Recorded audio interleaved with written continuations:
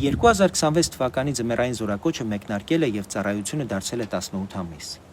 Այդ 18 ամիսը Հայաստանին ինչ է տալիս, պարզապես հերթապահություն, օրերի հաշվառում, թե իրական մարտունակ բանակ պատրաստ կազմակերպված հաղթելու ունակ։ Ադրբեջանը 2026 թվականին պաշտպանությանը եւ անվտանգությանը հատկացրել է $5 միլիարդ։ Հայտարարվել է, որ շարունակելու են բարձրացնել այդ թիվը։ Հայաստանը մոտ 1.5 միլիարդ է նախատեսում, նույնիսկ վերջերս որոշվեց 15%-ով կրճատել պաշտպանական բյուջեն։ Այս բացը չենք փակելու ավելին ծախսելով, փակելու ենք միայն խելացի կառավարմամբ, հստակ առաջնահերթություններ սահմանելով եւ մարտունակություն դարձրած արդյունավետությամբ։ Մեր բանակը պետք է հենվի ոչ թե թվերի, այլ որակի վրա։ Ուժեղ սերժանտ, որ զորամասում լինի կարգ, պատրաստություն,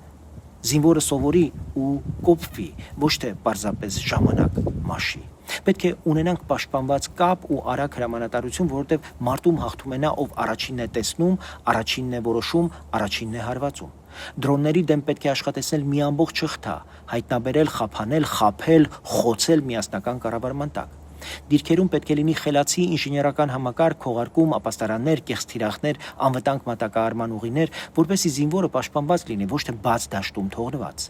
Եվ մեկ կարմիր գիծ, լիարժեք, թափանցիկ գնումներ եւ անխուսափելի պատասխանատվություն, որովհետեւ բանակում գողացված մեկ լուման նույնիսկ սահմանին դառնում է բաց թողնված կյանք։ Խաղաղությունը խոսք չէ, դա պատրաստվածություն է, իսկ արդարությունը չի նվիրաբերվում, այն պահպանվում է ամեն օր, ու հենց դրա համար ծառայության ամիսները ինքնանպատակ չեն։ Կարևորն այն է, որ բանակը քայլ առ քայլ դառնա պրոֆեսիոնալ, ուժեղ սերժանտով ու պատրաստված սպայով, մշտական վարժանքով, պաշտպանված կապով ու ժամանակակից պաշտպանության համակարգով։ Այսպես է ամիսը դառնում կարողություն ու ծառայությունը հաղթելու ուժ։